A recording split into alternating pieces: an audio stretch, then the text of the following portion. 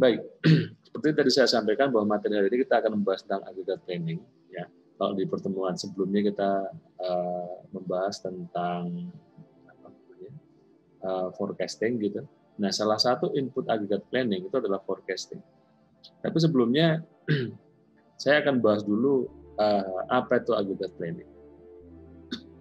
Jadi kalau kita berbicara tentang planning atau perencanaan, hampir di semua sistem, baik sistem jasa atau sistem manufaktur, ya, sistem produksi baik jasa atau manufaktur, itu setidaknya kalau kita berbicara tentang perencanaan, itu ada tiga skop perencanaan. Ada perencanaan yang kalau Anda lihat di sini ada jangka pendek, ya, kemudian jangka menengah, dan juga perencanaan jangka panjang. Nah, di dua pertemuan yang lalu, kalau kita bicara tentang desain sistem produksi, gitu ya. Nah, salah satu kita berbicara tentang bagaimana Anda mungkin ingat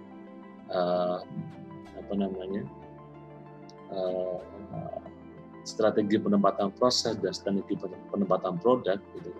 Jadi kalau misalnya strategi penempatan proses itu misalnya ada job shop, ada flow shop, atau biasa disebut dengan product layout atau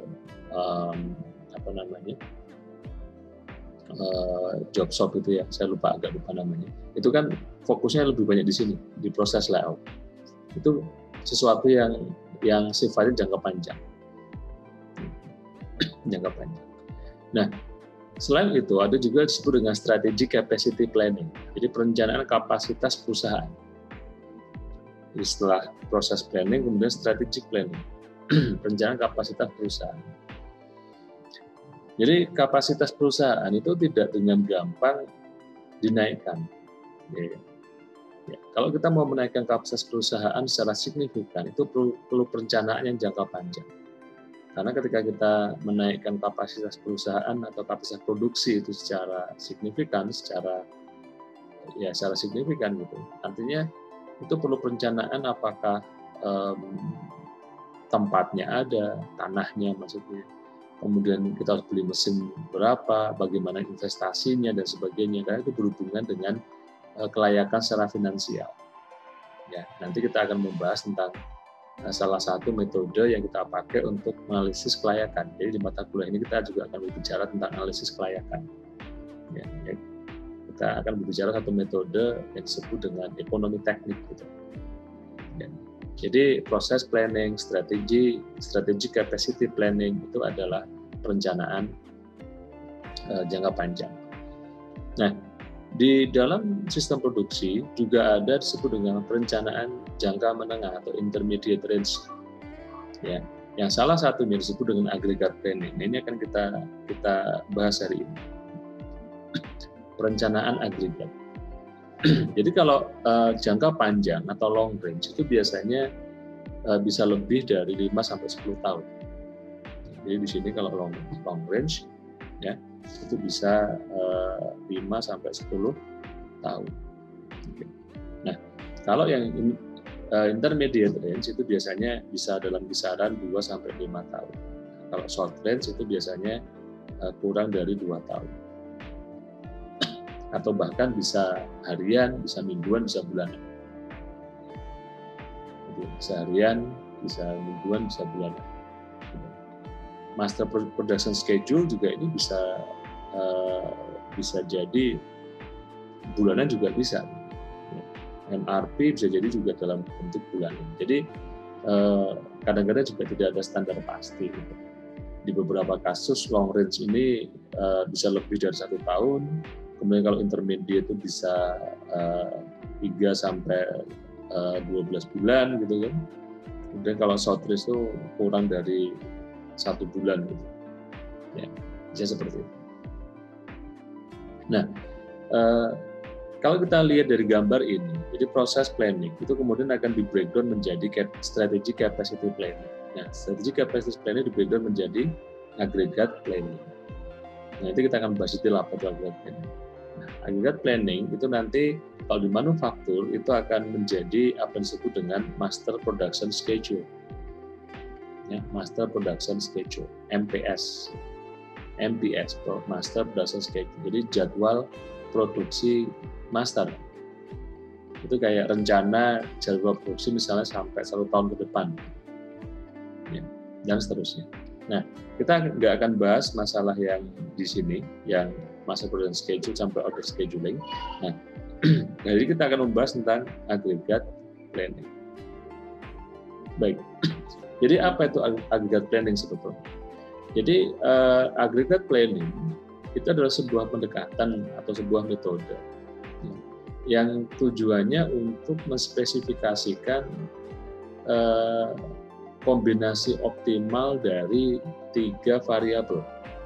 Jadi bagaimana kita mendesain sebuah kebijakan, di mana kebijakan itu bisa menghasilkan sesuatu yang optimal atau keputusan yang optimal dengan mempertimbangkan 3 variabel. Apa 3 variabel itu? Yang pertama adalah production rate atau biasa disebut dengan unit yang bisa diproduksi per satuan waktu. Production rate. Berapa yang bisa diproduksi per satuan waktu.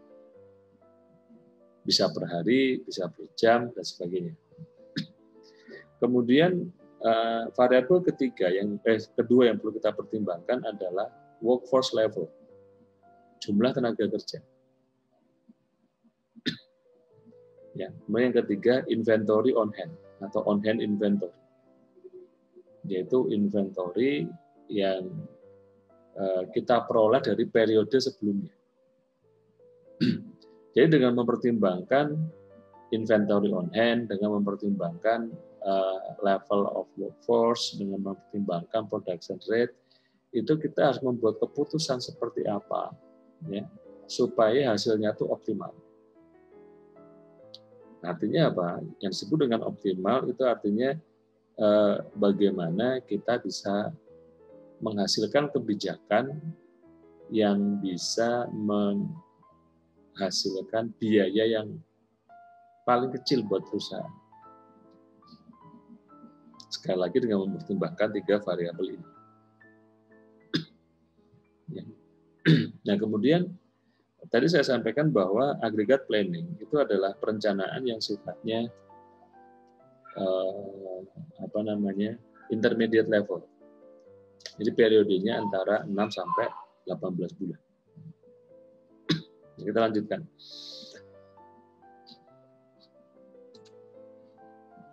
Nah, jadi misalnya Anda lihat di gambar yang ini. Ya. Jadi misalnya Anda lihat gambar sebelah kanan yang warnanya ungu. Itu adalah hasil forecast untuk misalnya 6 bulan yang akan datang. Ya, jadi ini adalah hasil forecast atau peramalan 6 bulan yang akan datang. Oke, itu hasil forecast. Nah, kemudian kalau Anda lihat di gambar yang bawah yang warnanya kuning, itu misalnya bagaimana kapasitas perusahaan yang bisa kita pergunakan untuk memenuhi kebutuhan dari forecast.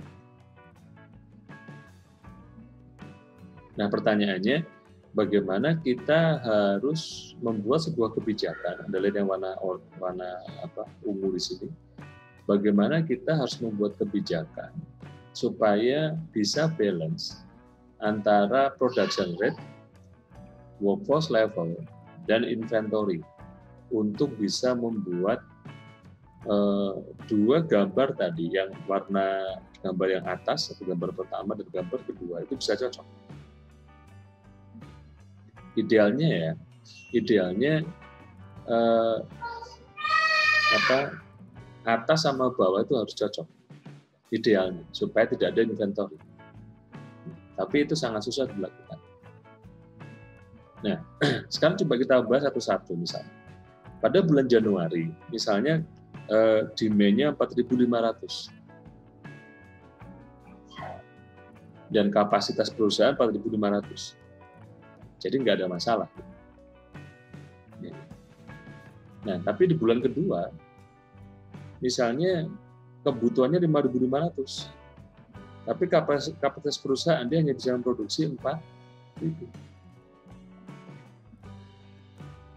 Artinya, pada bulan Februari itu perusahaan tidak bisa memenuhi kebutuhan atau memenuhi permintaan sebesar 1.500. Tapi di bulan ketiga, ya, pada bulan Maret, kapasitas perusahaan bisa 9.000, padahal permintaannya hanya 7.000. Nah, bagaimana kita bisa menyeimbangkan itu? Nah, itu fungsi dari agregat planning. Nah, misalnya ya, jadi misalnya ini kasus contoh ya. Contoh misalnya kita sudah sekali lagi sudah mempunyai kebutuhan demand ya, selama 6 bulan, mulai bulan Januari sampai bulan Juni. Jadi Januari ada 4.500, Februari 5.500, Maret 7.000, April 10.000, Mei 8.000, Juni 6.000. Oke. Nah, kemudian kita juga punya informasi misalnya ya, untuk material itu harganya $5 per unit.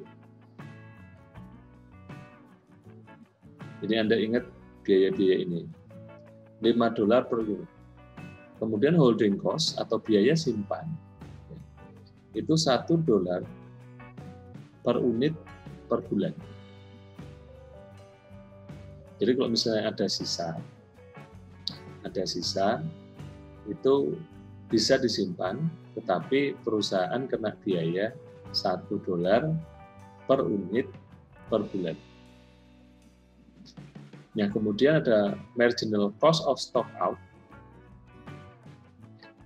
itu 1,25 unit, $1,25 per unit per bulan. Apa itu stock out?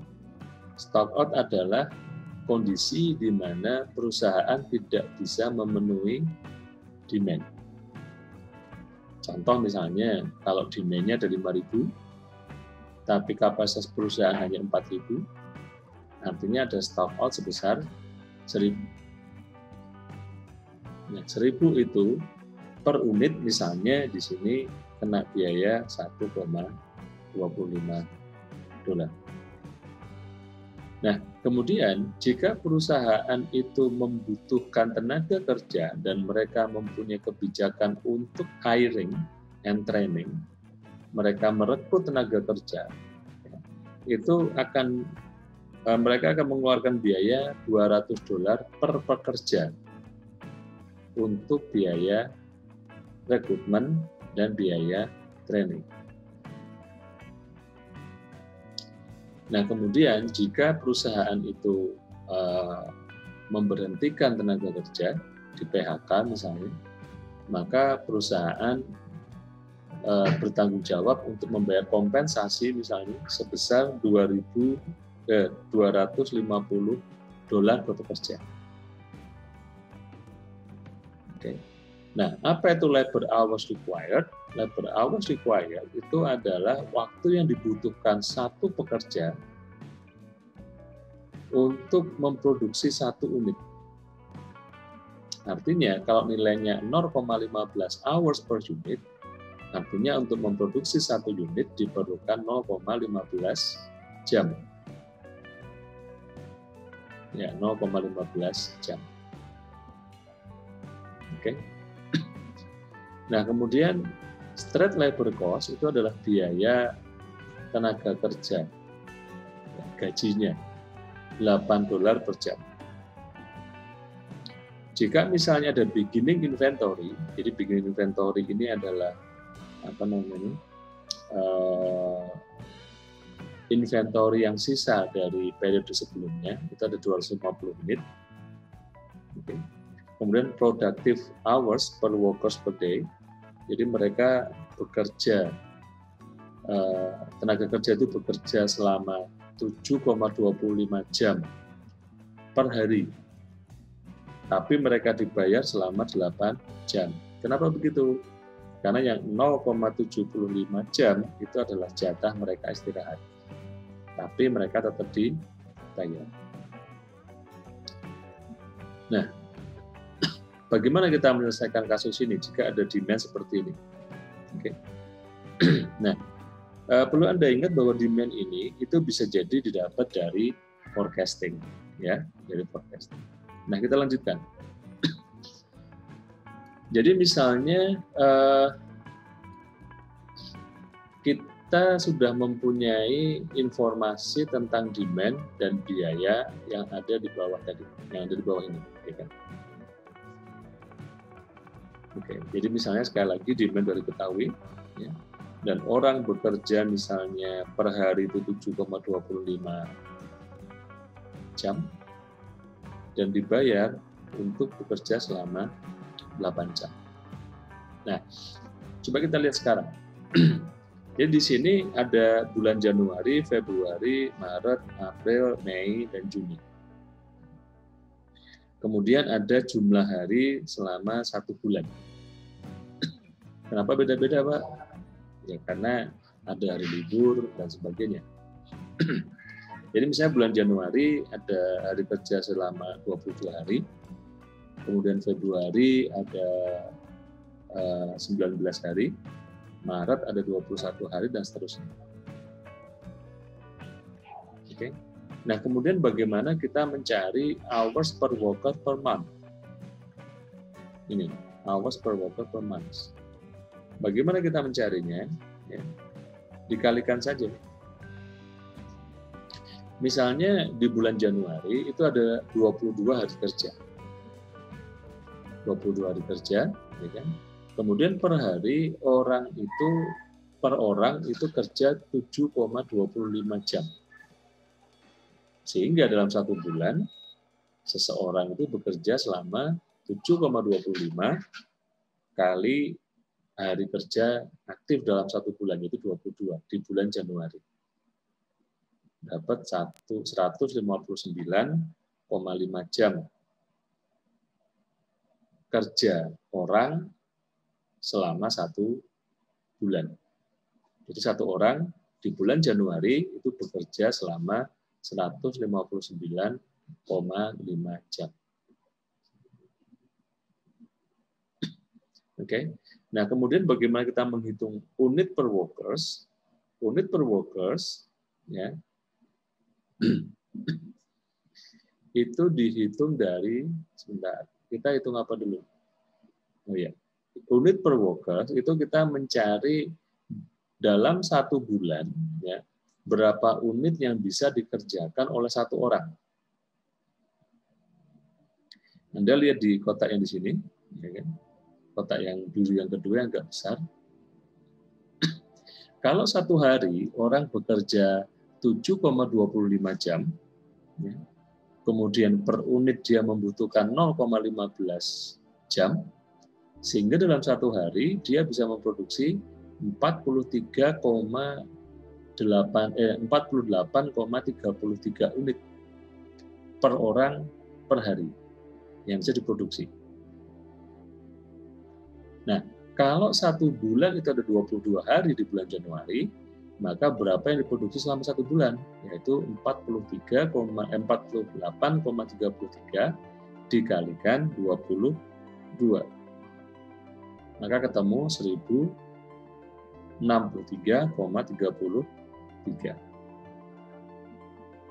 Jadi Anda nggak usah khawatir, ini nanti materi akan saya share di link yang sudah saya kasih beberapa hari lalu. Oke, kembali ke detail untuk bulan Januari. Nah, kemudian berapa biaya tenaga kerja, berapa gaji per tenaga kerja selama 1 bulan? Anda lihat itu ada nilai 1.408, ya. Itu didapat dari mana? Dari 8 jam, ya, dikalikan 22. 8 jam, 22 hari kerja, dikalikan 8 jam, kali $8, dapat 1.408.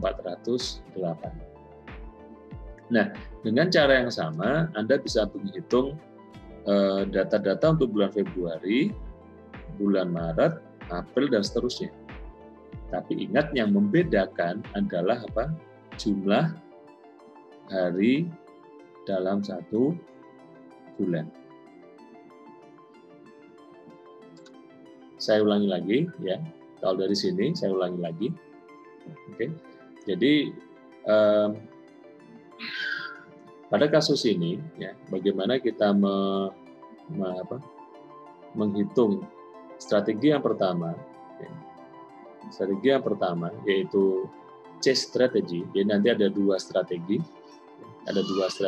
untuk aggregate planning. Strategi yang pertama adalah disebut dengan chase strategy. Apa itu chase strategy? Chase strategy adalah strategi hiring and firing to meet demand. Oke.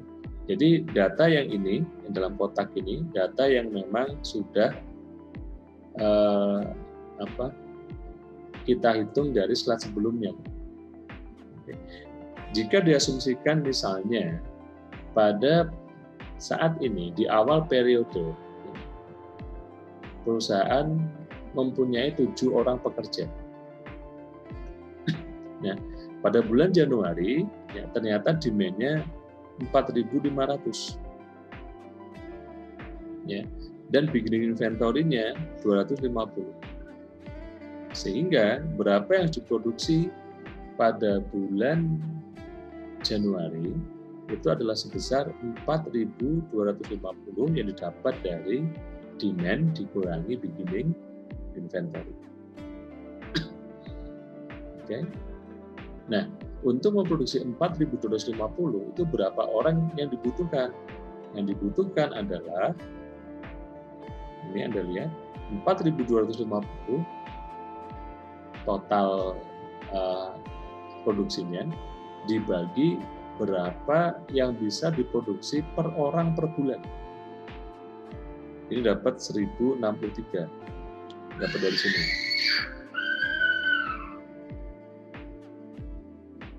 Dan harus Anda ingat, per bulan bisa beda-beda. Kenapa? Karena jumlah hari per bulannya berbeda. Nah, dari perhitungan tadi dapat angka 3,997.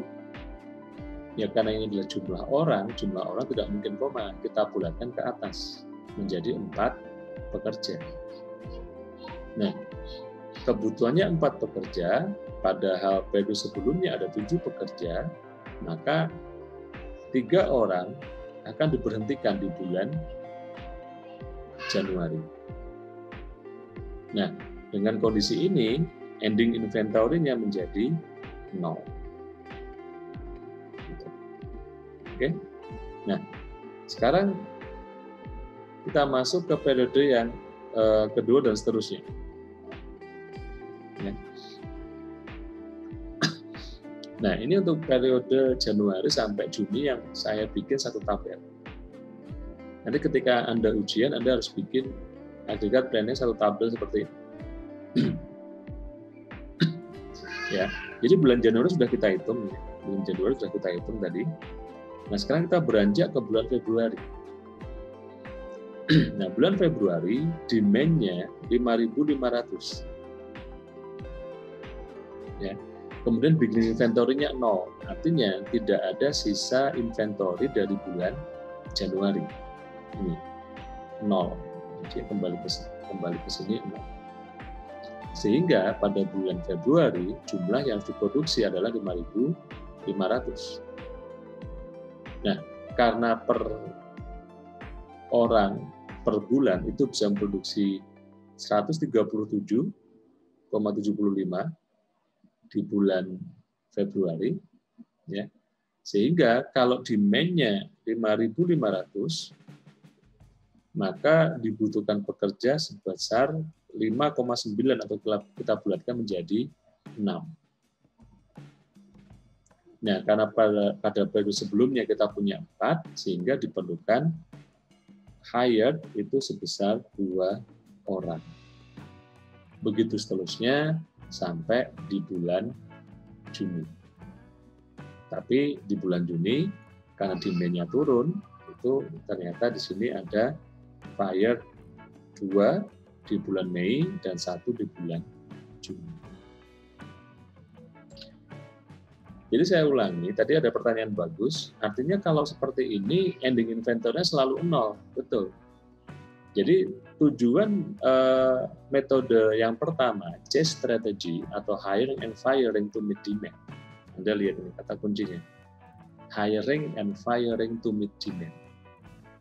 Jadi salah satu tujuan dari chase strategy itu adalah kita meminimalkan inventory. Jadi kita bekerja dengan cara kita mau merekrut orang atau mau memberhentikan orang supaya apa? Ending inventory-nya 0. Baik, saya lanjutkan. Nah, kemudian di slide ini yang tadi kita bahas terakhir. Nah, kita baru membahas berapa orang yang dibutuhkan, ya kan? Kemudian berapa yang diproduksi, kemudian berapa orang yang di-hire per bulan, berapa orang yang di-fire per bulan. Nah, di slide sebelumnya tadi itu ada biaya. Biaya material berapa, biaya ending inventory berapa, dan sebagainya. Nah, biaya itu kemudian kita masukkan di sini. Oke, kita masukkan di sini.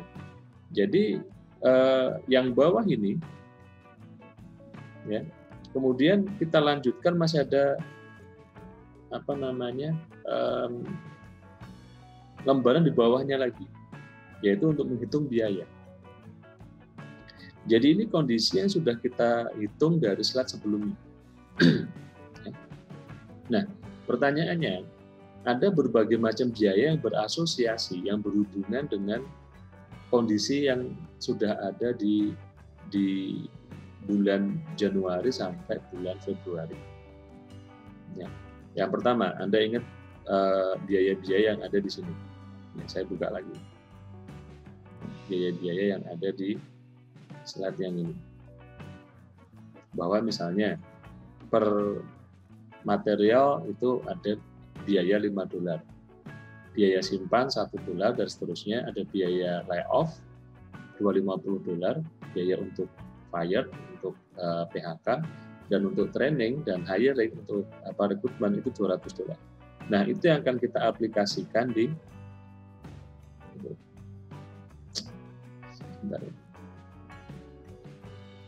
Nah, itu yang akan kita aplikasikan di slide yang terakhir tadi.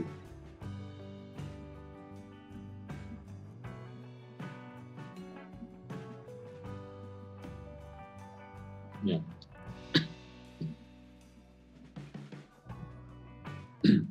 Baik, Anda ingat tadi bahwa misalnya biaya material itu $5 per unit. $5 per unit. Padahal kita produksinya 4.250. Itu kemudian dikalikan 5. Enggak ada ya. Ya.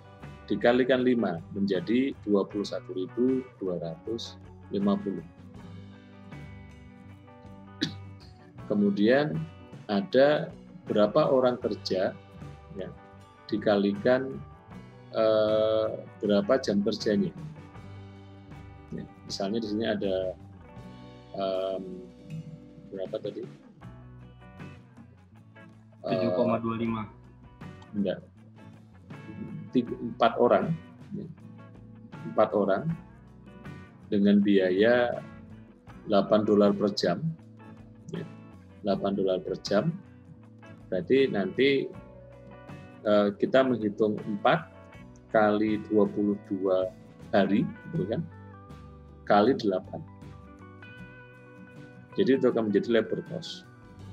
Di sini ada sedikit kesalahan, ya, bahwa di sini labor cost itu namanya dihitung dari required workers. Harusnya nggak begitu. Harusnya dari jumlah tenaga kerja. Kan ada 4 orang nih kan, 4 orang. Mereka bekerja selama 22 hari.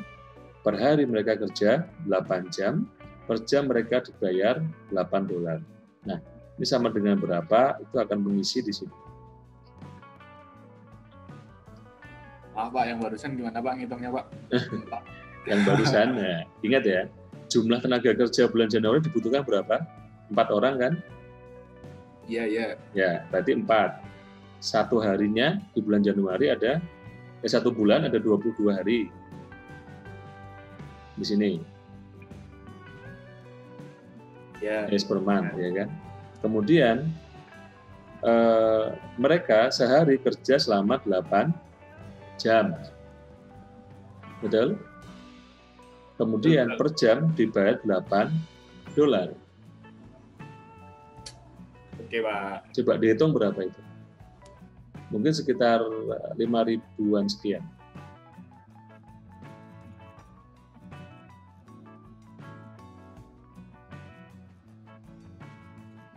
Ada yang hitung nggak? 5.632, Pak.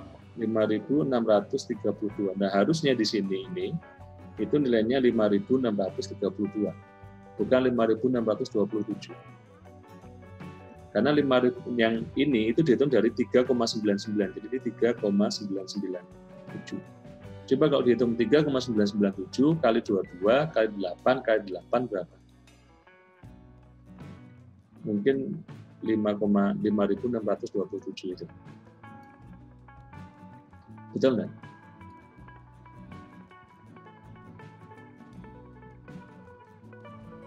Betul, Pak. Iya. Pak, betul, Pak. Ya, artinya ada kesalahan di sini. Harusnya yang dibayar kan mereka sejam dibayar, sehari dibayar penuh 8 jam. Dan yang dikalikan di sini itu adalah bukan request workers tapi workforce-nya. Nah, itu ada kesalahan di situ. Jadi mohon Anda perhatikan. Nah, saya lanjutkan. Nah, kemudian di bulan Januari itu ada orang yang diberhentikan sebanyak 3 orang. Nah, dari data tadi untuk memberhentikan mereka kena biaya $250. Itu firing cost. Ya, 3 kali 20 kali 250 dapat $750. Nah, di bulan Februari yang diproduksi 5.500. Kalikan 5 menjadi 27.500, ya. Kemudian labor cost, Anda ingat, kebutuhan workforce-nya 6, berarti harusnya di sini 6, ya, di sini ini, ya, itu harusnya 6 kali Februari berapa hari? 19 kayaknya.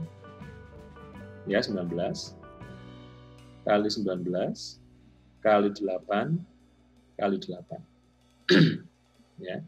Nah, kemudian dia meng-hire 2 orang di bulan Februari, oke, sehingga kena biaya hiring 400 dan seterusnya. Nah, dari situ kita jumlahkan ke kanan, ya, jumlahkan ke kanan, sehingga selama 6 bulan untuk material biayanya sekian, ya, untuk ini sekian, kemudian untuk labor sekian, ya, untuk hiring sekian, firing sekian, dan total biayanya adalah 260.000 sekian, dengan asumsi labornya benar, tapi tadi kan labornya ada kesalahan. Baik, kalau nggak ada, saya lanjutkan. Nah, sekarang, ada, Pak. Ya, silakan.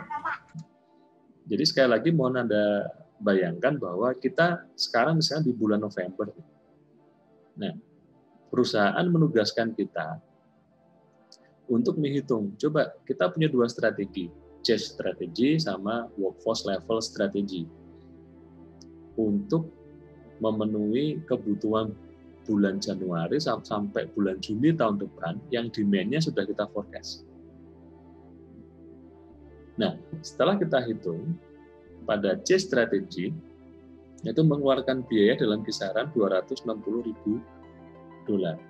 Nah, berapa biaya dikeluarkan pada strategi yang kedua atau pada level workforce strategi itu akan kita lakukan sekarang.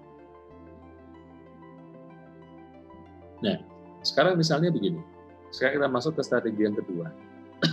Strategi yang kedua, misalnya kita menggunakan angka yang sama. Jadi kasusnya sama, demand-nya sama, beginning inventory-nya sama. Ya. Nah, tapi per bulan kita tidak akan melakukan hiring and firing, tapi kita akan tetapkan misalnya tenaga kerjanya kita hitung 6 per bulan. Tidak ada firing, tidak ada hiring. Tetap selalu 6. Nah, dalam kondisi ini ya ternyata ketika kita menyediakan 6 tenaga kerja itu kita bisa memproduksi 6.380 unit untuk bulan Januari.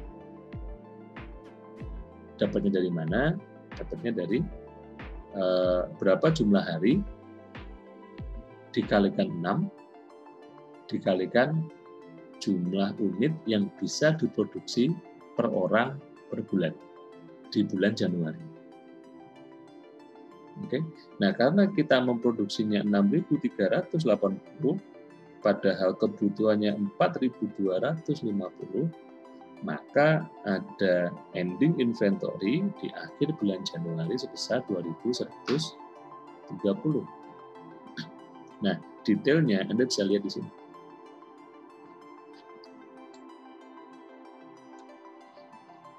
Jadi produksinya tadi 6.380 sehingga ada ending inventory 2.130 di mana ending inventory itu akan menjadi beginning inventory di periode berikutnya. Periode berikutnya demand-nya 5.500 ya. Ada inventory 2.130 sehingga produksinya sebesar ini ya. Tenaga kerjanya sama, nggak ada firing, nggak ada hiring. Ya, karena jumlah harinya beda, untuk bulan Februari hanya memproduksi 5.510. Karena kebutuhannya 3.300, sehingga masih ada sisa 2.140. Ini kemudian akan menjadi beginning inventory periode berikutnya, dan seterusnya. Ya. Tapi di bulan April, Mei, dan Juni ada shortage, kekurangan.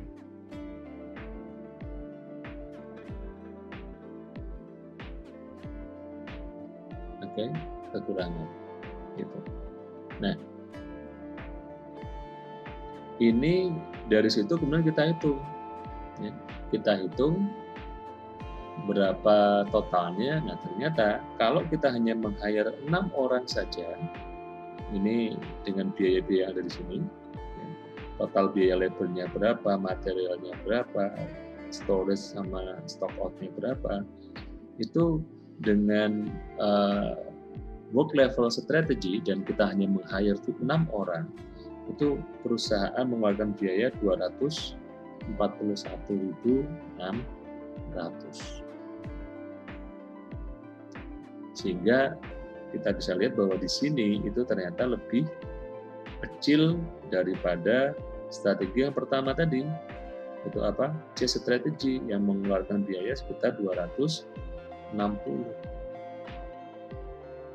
Padahal kalau kita menggunakan work level strategy hanya mengeluarkan biaya 241. Ya. Tapi ingat workforce